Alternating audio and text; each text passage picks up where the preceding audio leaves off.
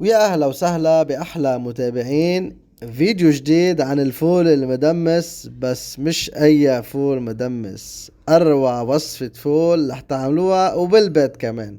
ومش بس هيك، المسبحة وعلى الأصول وبالبيت، وأطيب مسبحة كمان رح تعملوها. شو كانوا هالوصفتين؟ كتير روعة، سهلين جدا، وقتهم قصير وبتحضروا بشكل سريع. وخلينا نبلش فيهم. بداية عندي فول 200 جرام، عم بستعمل فول معلب 200 جرام. حطيت معهم تقريبا 3 ارباع كوب مي، شوية ملح وشوية زيت زيتون، وغليتهم بشكل منيح. وهلأ من بعد ما غلوا معي شي 5 6 دقايق رح شيلهم على جنب. وكمان عندي 200 جرام من الحمص المسلوق الجاهز مع شوية ملح وزيت زيتون، كمان غليتهم مع 3 ارباع كوب من المي وشلتهم على جنب. بدنا نعمل الصوص الرائع. عندي هون بصلة صغيرة مع حص ثوم وكم عرق نعناع هيك حلوين فريش. وبدي ارجع كمان حط لي تقريبا شي ملعقة ونص كبار بقدونس مفروم ناعم. وبدي ادعمها بزيت الزيتون، لانه زيت الزيتون ولا اطيب مع هيك اكلات. تقريبا شي 3 ملاعق ونص طعام. وعصير ليمون، لحط عصير ليمون هون تقريبا 3 ارباع حامضة. التزموا بالمقادير بتاخدوا نكهة، وكل شي بعدين بتعملوا تست عليه عالدواق. بدي رش كمان ملح، وبدي احط تقريبا ملعقتين طعام من المي الباردة، وربع ملعقة شاي من الكمون الناعم. وبدي اطحن هيدي الصلصة بشكل منيح ليتكون عندي خليط رائع ريحته بتشهي كانت. وهيدا الخليط جاهز لينوضع معي بقلب الفول وبقلب المسبحة. هلأ مشاهدينا الأعزاء، بدنا نجيب هيدا الفول مع ميته. طبعا المي تبخرت، ولكن بخلي شوية مي بقلبه مشان ما ينشف عندي. وبحط لي شي معلقتين كبار من الحمص المسلوق، وعندي كمان شوي من هيدي الصوص الطيبة بكتره بزيت حسب الرغبة. انا الفول لحط له شوية شطة حرة، يعني صوص حر. برجع بضبط شوي ملحه، وببلش اهرس بشكل جيد. طبعا لحس هون المي انه كتير عندي شوي، ولكن ما تخافوا، بستمر بالهرس. هيدا الفول هو سخن شوي شوي شوي شوي رح يرجع يشد عندي هيدا الخليط ويصير عندي بهيدا الشكل.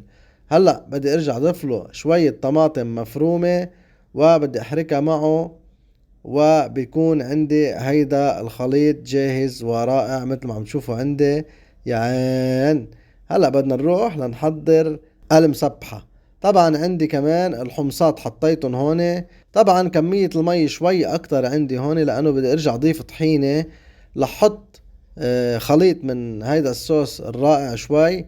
وكمان بدي ارجع اضبط لها ملحة وعصير الليمون، لانه مثل ما قلنا رح ترجع تدخل فيها الطحينة. وهنا عم حط عصير على الابو صفير، اذا عندكم ابو صفير حطوا، اذا ما عندكم فيكم بلاه. ملعقتين طعام.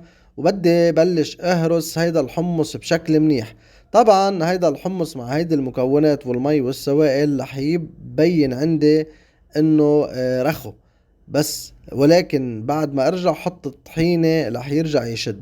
هلا انا هون رح اهرسهم بشكل منيح منيح منيح. بس اهرسهم بدي ارجع اضيف الطحينة. هلا انا استعملت بالكامل تلت كوب من الطحينة. اذا حسيتوا تلت الكوب من الطحينة كميته قليلة وما شدتكم الخليط، فيكم تضيفوا شوية طحينة. بترجعوا بتضبطوا الملح والحامض، وبيكون عندكم المسبحة جاهزة. يعني طبعا هي بدها ضبط حسب الذوق، وبتطلع تمام. شوفوا ما احلى القوام طلع عندي رائع جدا. هلا اكيد بدنا نسكب هيدا الفول بداية بطريقة سهلة كتير وبسيطة. طبعا لحبي الصحن كله بهيدي الطريقة. ما تخيلوا قديش الريحة بالمطبخ كانت كتير رائعة عن جد. وهولي الفولات بدنا نحط عليهم من هيدي الصلصة. هيدي الحركة كتير مهمة على الوجه، يعني بخلي شوية صلصة عندي لحطها على الوجه. وايضا بدي ادعمها بزيت الزيتون، بقلل وبزيد حسب الرغبة. وبدي ارجع زين بشوية طماطم مفرومة على الجوانب بهيدا الشكل. شو في اطيب من صحن الفول على الترويقة وصحن مسبحة؟ طبعا هلأ بدنا نرش كمان شوية بقدونس ومن هي بطربون نعنع حلو. وهيدا صحن الفول المدمس على طريقتي، ان شاء الله يكون نال اعجابكم. يا عين منا صحن فول عن جد، شي بشهي، المنظر تبعه لحاله بشهي، كتير روعة. هلأ بدنا نسكب صحن المسبحة. طبعا بدنا نسكب هيدا الصحن كامل، يعني رح نعبي الصحن كامل على الاخر هيك لحتى بس نخلص ننزل فيه نعف بالاكل. هلا كمان شوية صوص على الوجه، وايضا كمان زيت الزيتون، وبدي زينا بشوية حمص حب على الوجه. ومن بعدها كمان بدي ارجع اضيف شوية البقدونس وشوية بابريكا لعطيه لون حمار حلو.